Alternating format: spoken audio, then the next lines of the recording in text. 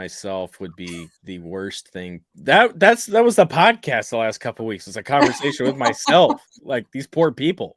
Well, I'm back now, so. Turn up your volume. Because you're about to listen to The Sick Podcast. Draft Digest. The sickest NFL draft and scouting podcast. It's gonna be sick.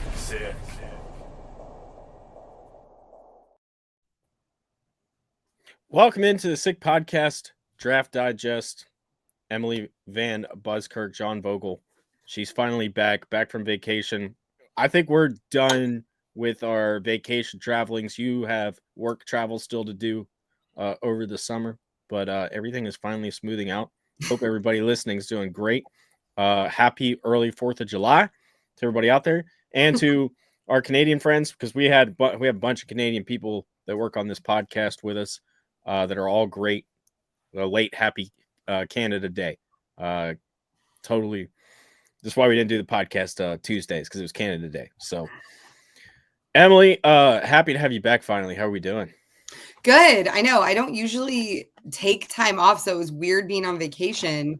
I'm so used to traveling for games and stuff and being able to multitask and do everything. But it was kind of nice to unplug. And I was on the coast of Maine, and we did Cape Cod and Nantucket, which was so interesting as someone who's a West Coast, Pebble Beach based person. Seeing the East Coast version of that was really cool.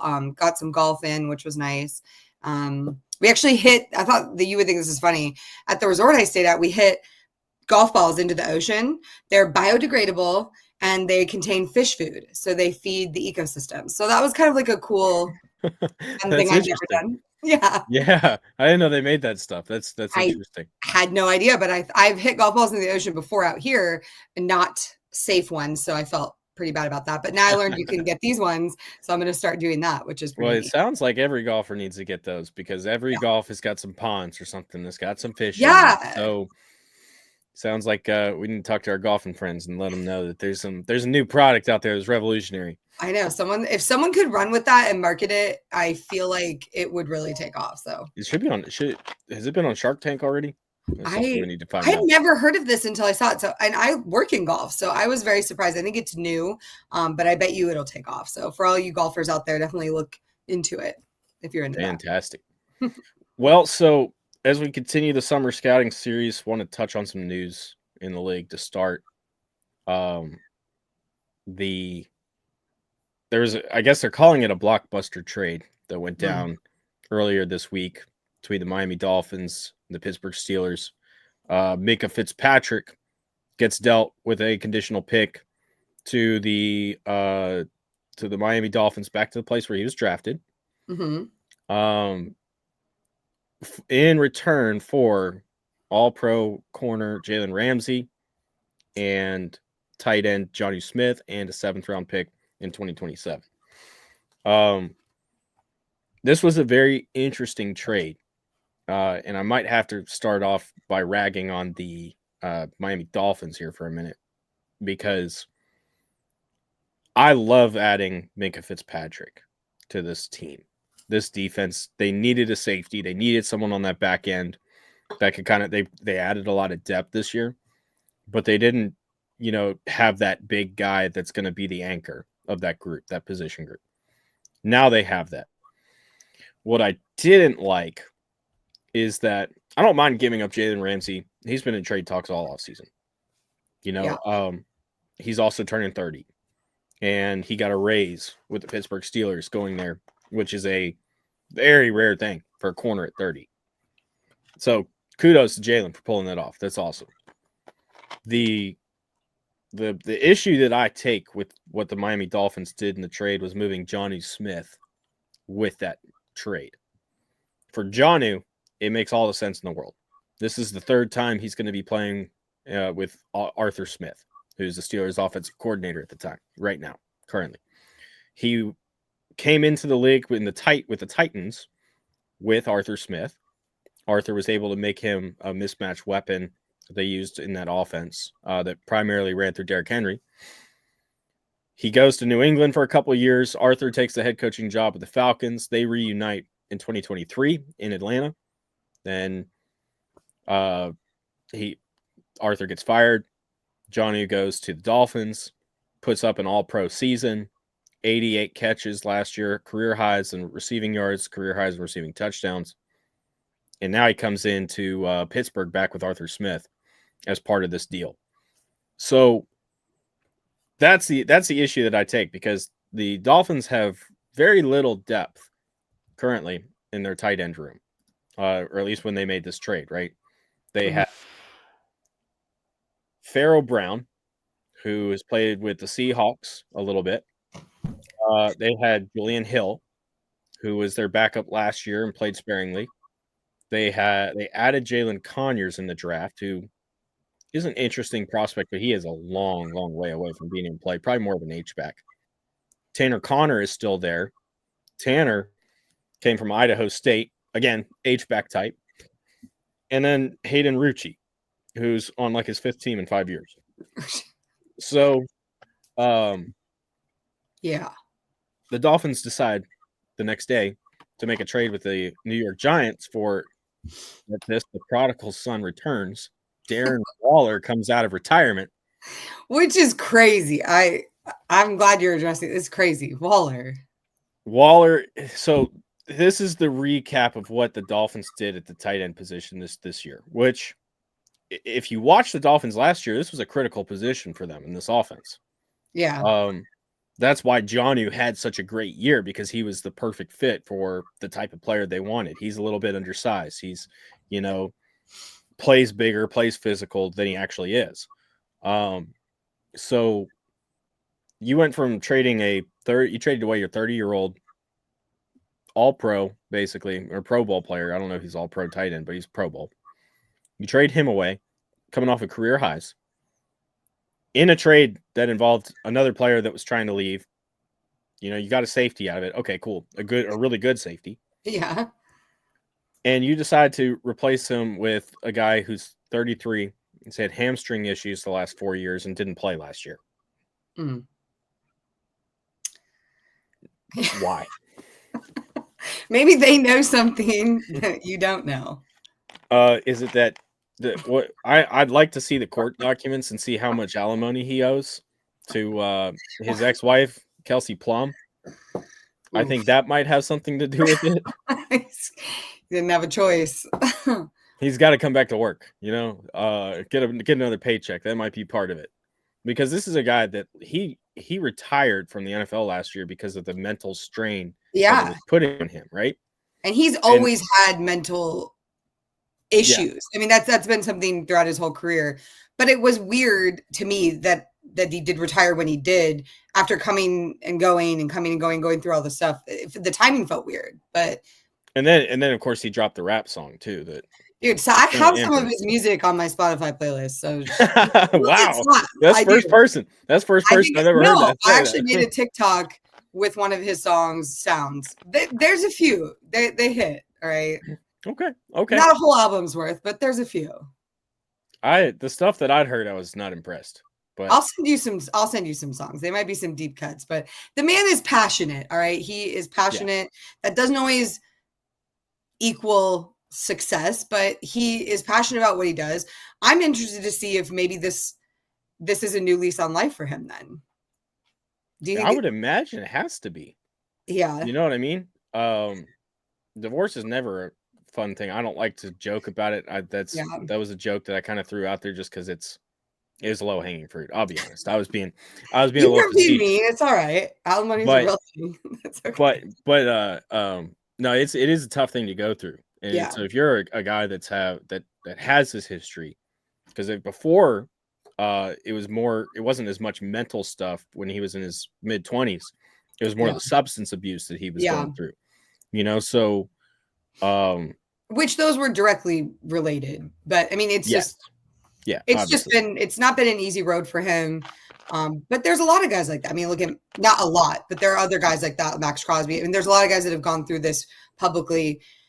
Sometimes you come out stronger. And so maybe, he's had this time to reset, get his mind right. And we're going to see like a different version of him. I don't know. Well, that's what the Dolphins are banking on. $12 million this year. They're banking on it. So That sounds like the Dolphins. I hope it works out for him. I I think he's a good player. But yeah. I don't see the vision. Because that's the thing about team building, and that's why I like to focus on team building. Yes, it's a draft podcast. Yes, I am a draft analyst, but the draft is centered completely on team building, right?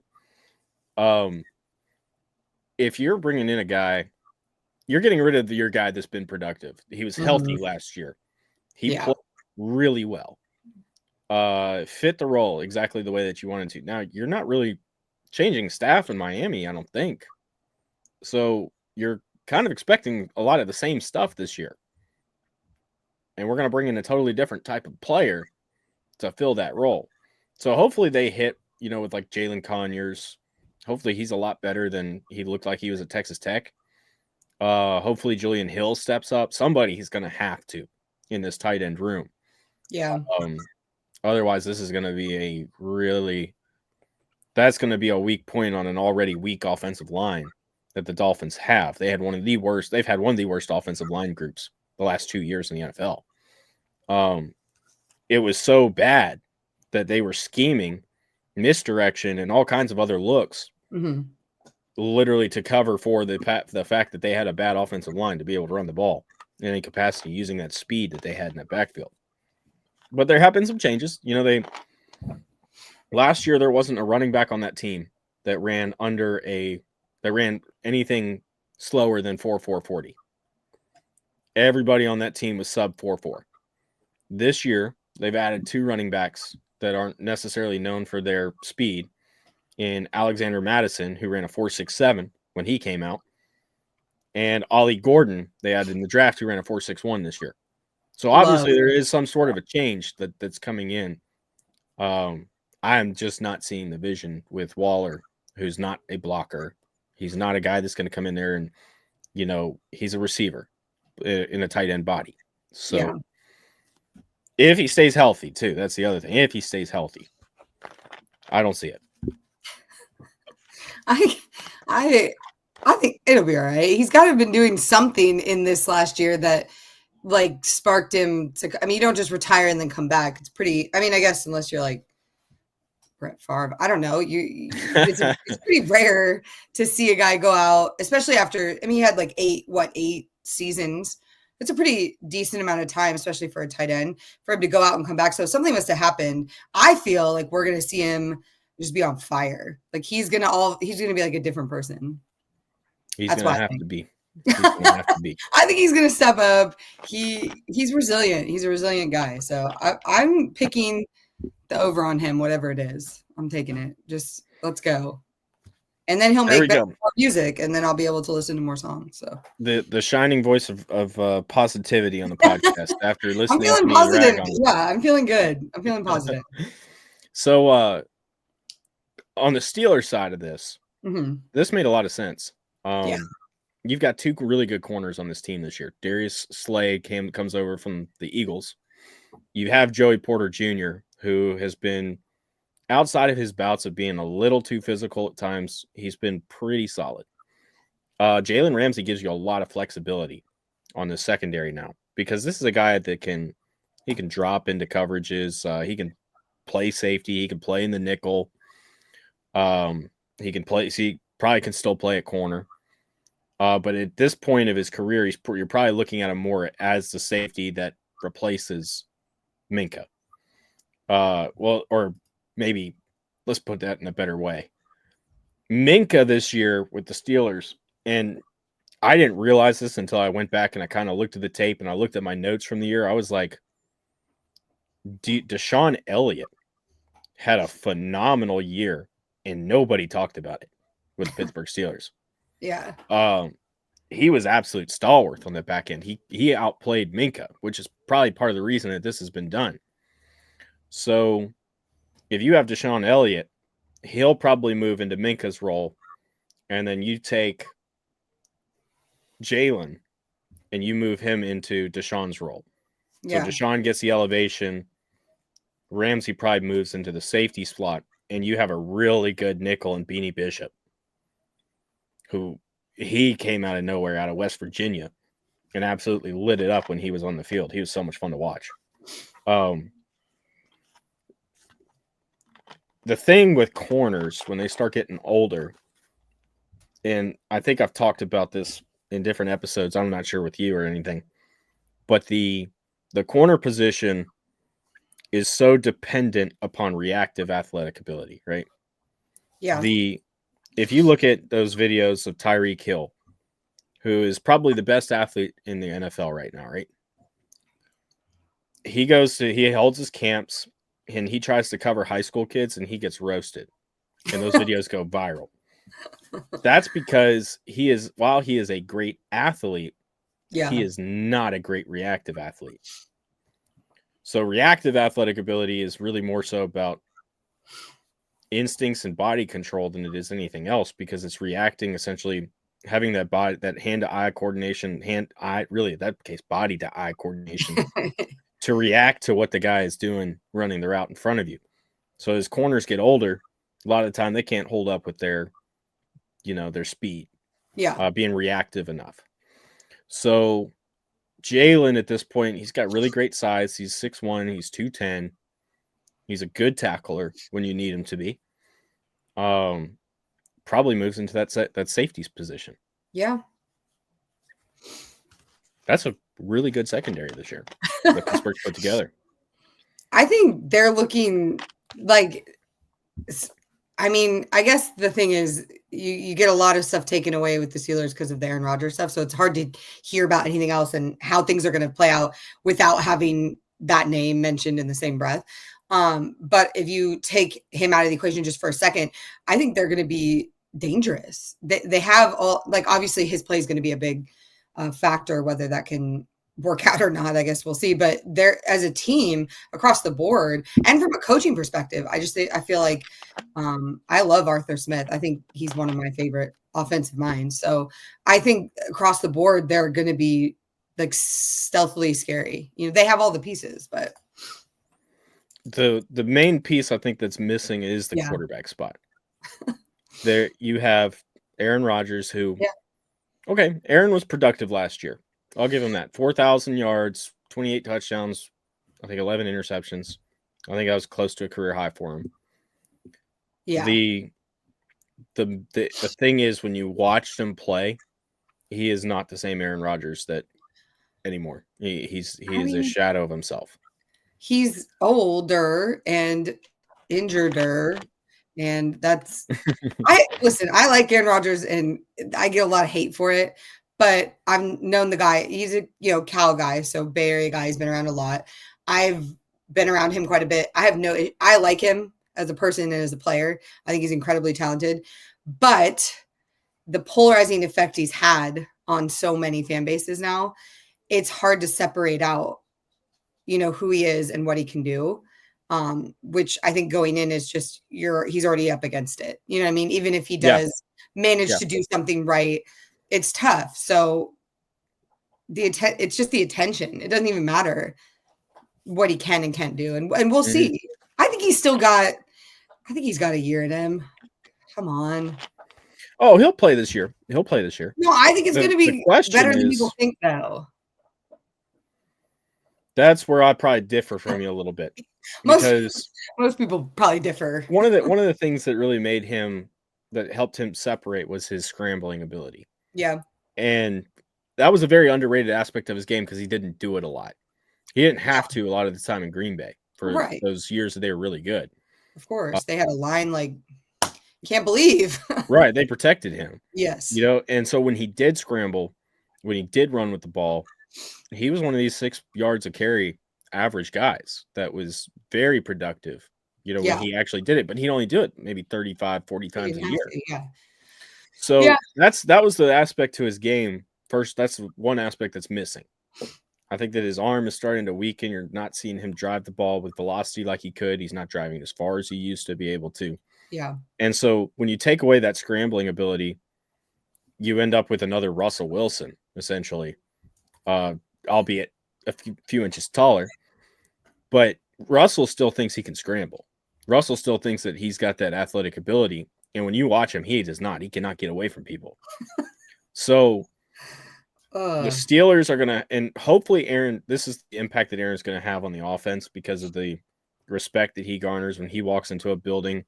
Yeah. When he agrees to go somewhere, he has a lot of say on that offense. They're going to have to create a quick game. They had no quick game last year. Yeah. Their offense last year was deep balls to George Pickens and screens. That was their passing offense last year. So if they're going to have this offense work and Aaron's going to be able to do what he can do, you're going to have to play in a quick game. You're going to have to build a quick game offense. That's going to be the first aspect they're going to have to build. So hopefully Aaron has a lot of say, and he works on building that with Arthur and the rest of the offensive staff. The second thing, Pittsburgh has always prided itself on defense, which clearly the secondary is something that they are shoring up. They have the Baltimore Ravens they got to deal with. They've got the Cincinnati Bengals. Very prolific passing attacks in that division. Not to mention the conference. That's where all the great quarterbacks are in the league right now, right? They're all in the AFC. So the question at this point also becomes, for years and years as a team, the Steelers have had what they've called the Steeler way. Mm-hmm. There's a certain way they conduct themselves, a certain way they do business. This offseason has been anything but the Steeler way. If you look at that front office over the last few years, they've cleaned out pretty much anybody that was part of that old-time Pittsburgh Steelers. Granted, they are getting older. They're all kind of getting to retirement age, but they were getting pushed out. Yeah. The other aspect here that's really interesting to think about is the players used to hold the other players accountable through the Steeler way, the veteran guys. Who's left on this team outside of Cam Hayward, who knows the Steeler way? Yeah. There's nobody. They flipped that roster. So I'm going to be very interested to see what Mike Tomlin does, building this culture, readdressing the Steeler way, and that's going to be a task and a half with just the absolute insanity that they put together with this roster, flipping it the way that they did. Most of their skill position guys are all new. Jalen Warren's back. Calvin Austin's back. Pat Freiermuth is back. Everybody else is brand new. This defense has got to play at a high elite level. They've had health issues up front, especially on the edge rusher side. TJ did a pretty good job staying healthy last year. I think he missed one game. Ollie Highsmith missed a bunch. Who's that other guy that they got, the edge rusher that's in that group? Herbig. He missed a bunch too. So health is going to be critical here as well. But Aaron Rodgers is the key to the Steelers having any success this year. He's the catalyst here. And if he could play, I'd say 60% of the Aaron Rodgers that we've seen in the past, they might be able to win 10 games. But that's a large ask in my opinion. I think he's going to do it. There's in the National Guard unit that I work for, we bet lunches on sports. Really? We do. I just got mine for Cam Ward the other day. Long story. Might be something to consider in the future. Okay. Yeah, lunches. I'm not a big gambler. Not a big gambler. But fair.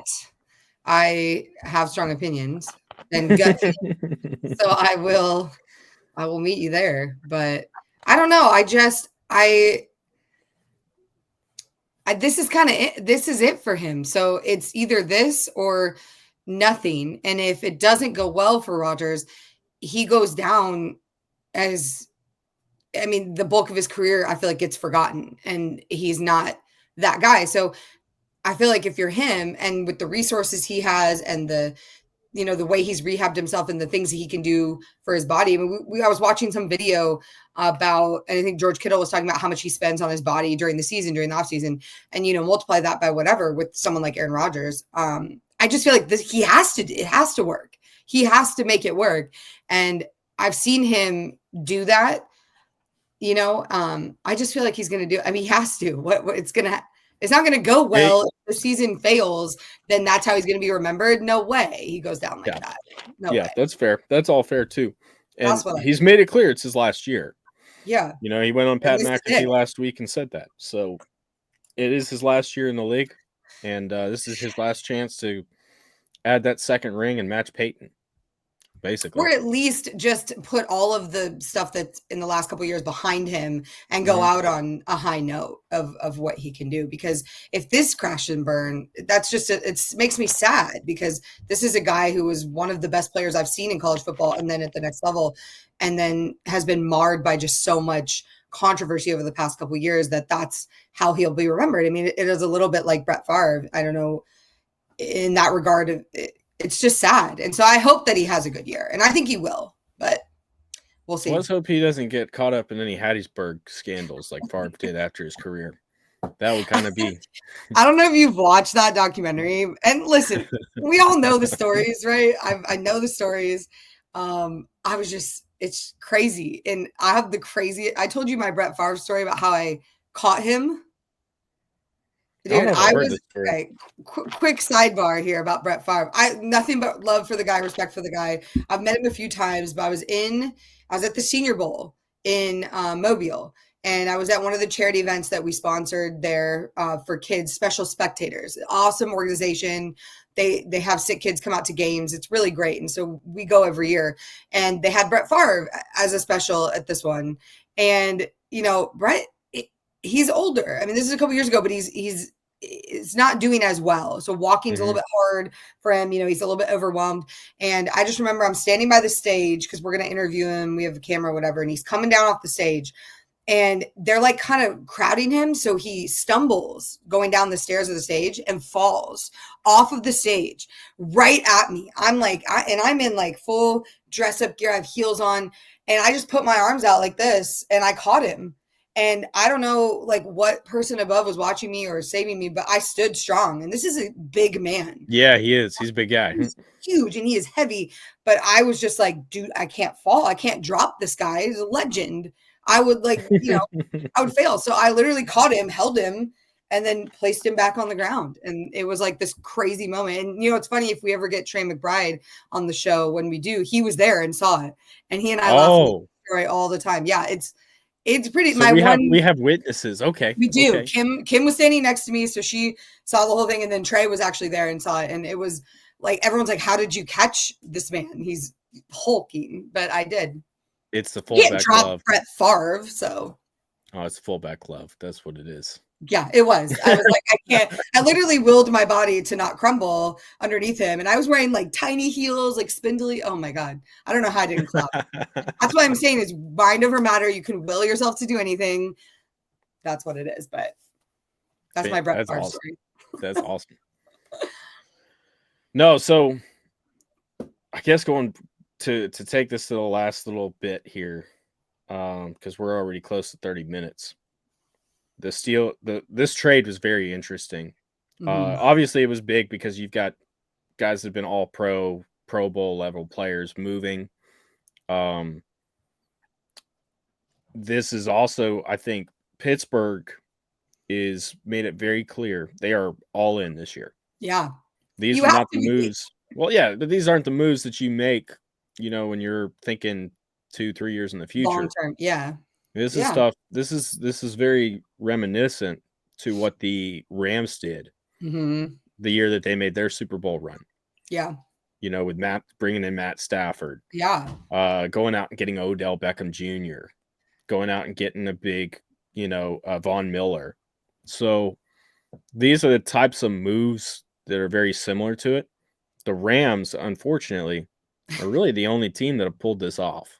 So the odds are stacked against them, but they're all in, and they've made that very clear. Through this offseason, bringing in DK Metcalf, bringing in, drafting the Caleb Johnson to replace Najee Harris, rehauling that entire secondary group, and now you're bringing in Jonnu Smith, who is going to be the clear tight end 2 on this team, and he's going to have some clear role, whether that's an H-back role, whether that is a, he can block. So blocking role, Pat Fryermuth can too, but that's beside the point. I think it also says a lot about some of the young guys they brought in that they're not very impressed with, like Darnell Washington. Obviously moving George Pickens. That was clearly a move that was about he doesn't fit the winning culture. We don't want him here. Yeah. It's gonna be interesting for sure with the Steelers. It's gonna be fun to watch. I mean, if you're not a Steelers fan, you really have nothing to lose from it. So it's gonna be. How many games are they playing on Thursday night this year? That's gonna be important. That is a good question. 1 at Cincinnati. Not a good start. October 16th. Oh boy, that has the makings of some well, crazy stuff. I bring that up because Mike Tomlin has never won a Thursday night football game as a head coach. Really? Never. Huh. That was brought up last year when they played Cleveland in the snow and Jameis Winston went off. That's crazy. What? Yeah. That's weird. What has he been asked about that? What does he say? Oh, you know how Mike is. He's not gonna answer. Yeah, He's not gonna breathe life into that. That if I could have one question though, like where you could ask him anything and he had to answer, I would want to know. It's gotta be something with the prep being so short that week. Where they don't get into the game plan the way they need to. Yeah. It's gotta be something like that. Well, then now that we've had this conversation, I feel like this is the year. This is the year where all things that don't seem possible are possible. At Cincinnati, golly. Crazier things have happened. Well, Joe Burrow is better be hurt that day if they're gonna pull it off. Fair enough. I don't think you're gonna beat Jamar Chase and T. Higgins and that whole offense with Joe Burrow running it. I don't think you're gonna be able to hold them in check on a Thursday night on the road in Cincinnati. You know what's crazy? When you say those names, that conjures up such a time for me in college football. Like I don't even associate any of those names with the NFL. I think of LSU, Clemson. I think of national championship runs. I think of teammates getting drafted together and playing the NFL together. I don't even think of that. So it's nice to hear. It's nice. Like hearing that, it brings me back to a time that was fun. Well, I have a personal bias against the Bengals, and it's just simply because my 14-year-old brother is absolutely obsessed with Joe Burrow, and anytime he hears sports mentioned, well, yeah, but anytime he hears sports mentioned, it's Joe Burrow. It's all Joe Burrow. I hated Joe Burrow when I covered him because we could not figure out like who this guy was and who he thought he was coming from Ohio State. And then all of a sudden being this guy that wins national championships and wears big Dick Joe hats in the presser after games. We were like, who is this guy? You know what I mean? And when you see that from a media standpoint, you don't love it. You're kind of like, what?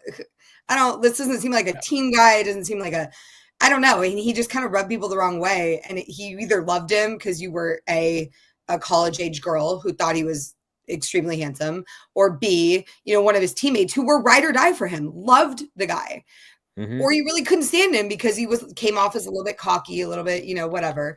But now that I've gotten the full picture of him, what a fun time in college football that was. Yeah, and what was interesting about Burrow, I guess this will probably be the last note we'll get into because we're at 33 minutes, and poor Jimmy over there's probably wanting to go to bed. Jimmy. Shout out Jimmy, great producer. Yeah. Amazing. I think that when I watched him that first year he played at LSU, I went back. It was August before the season started. It was like that second week of August, and I was doing some summer scouting and looking at players and stuff. And I was really intrigued. Yeah, because he had so many great tools. Like obviously the arm wasn't right. Like blow you away kind of deal, but it was like this guy processes, this guy sees the field really well, makes really good decisions. Like, why didn't this all come together last year? Right. Like what is it that it didn't work out here? And that was the thing, is like, who is this guy and why are we here? Yeah. But that's what I've got the tweet to prove it. It's under a Ben Solak tweet. It's in a response to him asking about, hey, what quarterback you think's going to go off this year? And How it's did me you saying find this so quickly. No. I kept it. Oh, Oh, okay. Shoot. I was That like, you're pulling up. lights they're playing. You're pulling up this tweet like you saved it. No. I don't have the tweet in front of me. I I thought saved you were reading these it on ones. your. No. Mm-hmm. I do. I have a memory, and sometimes when it's like, if I can't remember exactly what it is, I get on Twitter. I go on a different account, so like one of the work accounts, and then I search my handle and whatever it is that I'm trying to find. I think these words were in the tweet, and I find it, and I'm like, screenshot, saving it. That's hilarious. Because you got to keep your receipts in this industry. You have to. Yeah. But I was like, hey, Joe Burrow's the guy that you probably want to watch this year. He could absolutely go off. That's crazy. That's a crazy thing to say prior to that. August 12th, 2019. Yeah, that's wild. So that was another one of those Vogel called it. Nice instances. That's impressive. It's right up there with Jalen Hurts. You know, Jalen Hurts looks going to win a Super Bowl. Said that in March of 2020. Yeah, you're one of probably the only one. I love Jalen Hurts. I think he's one of the nicest kids I've ever met. But that's another trajectory where you're like, it didn't make a lot of sense sometimes. I didn't understand it. But if I still maintain if he goes in that game against Clemson, his life is very different, for better or worse. Yes. Do you know what I'm saying? If Tua actually gets benched because he should have been benched for how he was behaving in that game and how he was playing, if Jalen goes in that game, his life is different. And I don't know if that's a good thing or a bad thing because his career's been great. And I did not predict that. You know, it was hard to tell. I was a very anti-Hurts guy when Tua got there. And it was because it was very clear that Tua had a lot more ability than Jalen did. And he was much farther along.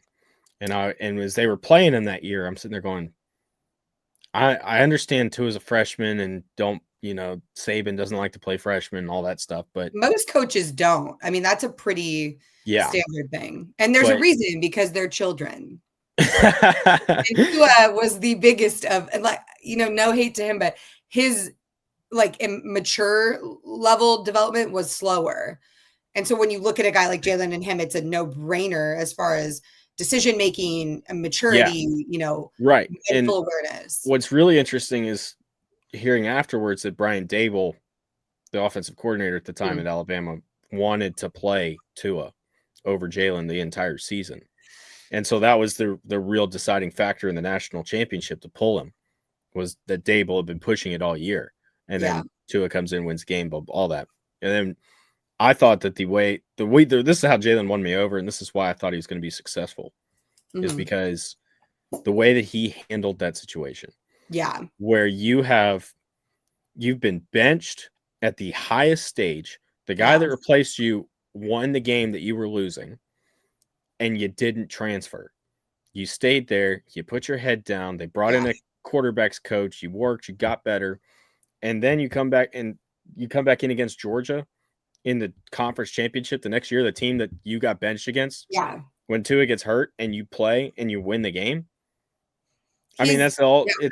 It told me at that point he was a different breed. I wrote an article that year in May of 2019 predicting that Jalen Hurts would win the Heisman. And I was close. Burrow obviously came out of nowhere. Yeah. Jalen came in second to Burrow. So I could chalk that up as it was a draw. But the thing that was what sold me was that he had maturity beyond his years. Beyond, yeah. And he had leadership qualities that were so rare, that are so rare in modern day society. Yeah. That it didn't matter where he was going to end up going. It didn't matter what situation he's going to be put in. He got drafted by a team, if you remember, that just signed their starting quarterback to a 4-year, $200 million deal. Or maybe it wasn't 200 at the time, might have been 128, but still, it was a crazy deal at the time. Yeah. And he took over the team that year. So he's incredible. He's one of the most sincere. Burrow had that too. Burrow had that sort of killer mentality as well. They were just different. I liked him. Yeah. Very different. Because Jalen's humble, Joe's not. You know what I mean? Well, what's funny is I'm doing a feature right now on a college football running back. And I was talking to his offensive coordinator about it, and he was defining different ways that guys lead locker rooms, right? And there's guys that are loud and they chirp and they do say things that are important and they lead locker rooms through their words, and then there's the guys that lead by example that are really quiet, but when they do speak, it's so impactful because they're not speaking loudly all the time. And I think they're both good. They're both good, but they're just different ways of leading, and you need them at different times. So yeah. I think Jalen, when he did speak, it was just so emphatic, whereas Joe was speaking all the time, whatever. But when you're talking about the positions, we're talking about safeties versus like anything else, safeties and cornerbacks. I feel like those are the guys that are always talking. They speak. And sometimes it's like, it's a little too much, but you always hear those guys. Whereas with quarterbacks, it can be hit or miss. But I do think that some of the most impactful quarterbacks are a little bit quieter. Yeah. But it's interesting to see the different kinds. Yeah, absolutely. And different way. There's not one path to success. There's many different paths to success. And it's finding that perfect chemistry among 31 other opponents trying to do the same thing. Yes, exactly. That's what makes team building one of the most fun things to study. And that's why I do the draft. That's why we do this podcast, because there really is nothing like the imperfect chemistry that it presents. But I guess that's going to wrap it up for the Sick Show today. We've got some guests lined up over for the rest of the month, and it's going to be a lot of fun. So come back next week. For Emily, for everybody at the Sick Podcast Network, we're going to go ahead and sign off. Jimmy, let's get out of here. And that's a wrap. Hope you don't miss us too much until next time. Follow the Sick Podcast Draft Digest on YouTube, X, Google Play, and Apple Podcasts.